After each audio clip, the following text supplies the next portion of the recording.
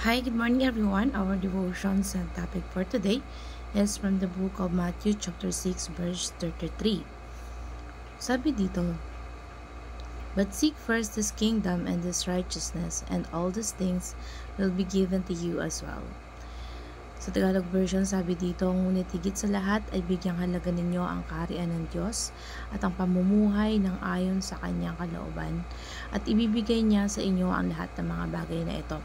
So, ang lahat ng mga bagay daw, ano man ang pangangailangan mo, tinutukoy dito yung mga kinakailangan mo sa pang-araw-araw. So, ang tinuturo dito, trusting God in financial matters. Pwede natin itong panghawakan kasi ito ang isa sa pangako ng Diyos na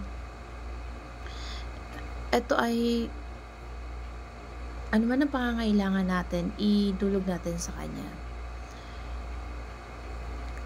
Yung katuroan dito, sabi dito, "The seekers of the kingdom advance the territory of the king." Ang sinasabi dito sa talatang ito, seek first the kingdom. Ibig sabihin, bigyang halaga ang Diyos. Unahin natin siya para lahat ng ano man ang kailangan mo, ibibigay ng Diyos sa atin. So, bigyan natin ng halaga ang Diyos. Kasi, pwede nating magpagamit tayo sa Diyos para maging malawak yung territorial natin. Kasi, yung buhay natin, simula nung nahulog ang tao sa kasalanan, humiwalay na sa Diyos. So, naparito ang Jesucristo para sakupin muli ang ating mga buhay. Tayo ay naging teritoryo ng Panginoon, ang Diyos, at kapag tayo ay sa ilalim sa kaharian ng Diyos, lumalawak yan. Inaabot niya kahit ano pa yung mga ginagawa natin, yung trabaho natin. Kailangan lahat ng ginagawa natin nagbibigay sa kalugaran ng Panginoon.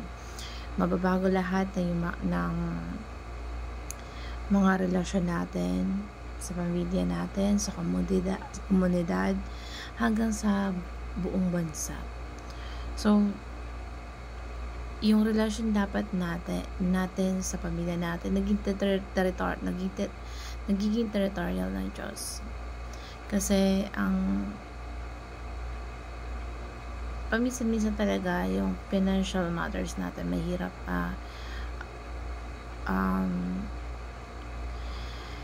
ilapit or yung ipasakop sa Diyos. Pero ang Diyos mananako. Pag pinagsakupan ka niya, lahat yan, lahat ng ginagawa mo, lahat ng meron ka, sasakupin ng Panginoong Jesucristo. Ibig sabihin, lahat ng yan sino-surrender. May mga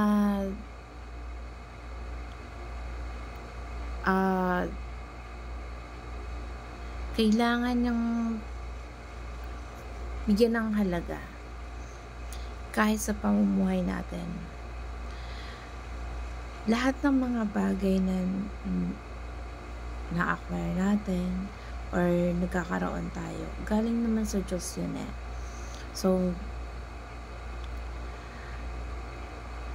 lahat ng kalooban ng Diyos kailangan nating sundin. Kasi lahat mula nung sinakop ng Diyos, yung Espiritu Santo natin, yung parang kailangan magpasakop tayo sa spiritual na aspeto natin. Pagkabilang tayo sa Diyos, pwede tayong tawaging santo. At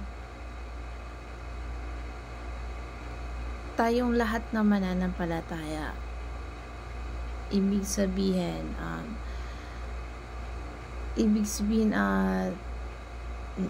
yung isa din tayo sa saints kapag nagpasakop tayo sa Diyos. Ibig sabihin, ibang klase yung pamumuhay natin, nakasunod ko sa standard ng ating Panginoon, at yung standard ng Diyos iba sa mga hindi mananampalataya or iniiwalay ng Diyos ang pamumuhay ng nananampalataya sa Kanya. At yun yung promise ng Diyos na ibibigay lahat ng pangangailangan natin kapag ka namuhay tayo ayon sa kalooban ng Diyos. So kung tayo ay naglilingkod sa kaharian ng Diyos, walang imposible. Empleyado ka ng Diyos, empleyado ka sa kaharian ng Diyos, ang magpipinas sa'yo at magbibigay lahat ng pangangailangan mo ay ang Diyos mismo. Kasi siya yung hari ng hari, siya ang Panginoon ng Panginoon. Kung naglilingkod tayo sa ating mga trabaho, maraming benepisyo, how much more kung ang pinaglilingkuran natin ay ang kaharian ng Diyos. So, unahin natin ng Diyos ang nahigit pa sa lahat at ibibigay niya lahat sa'yo, lahat ng mga pangangailangan mo.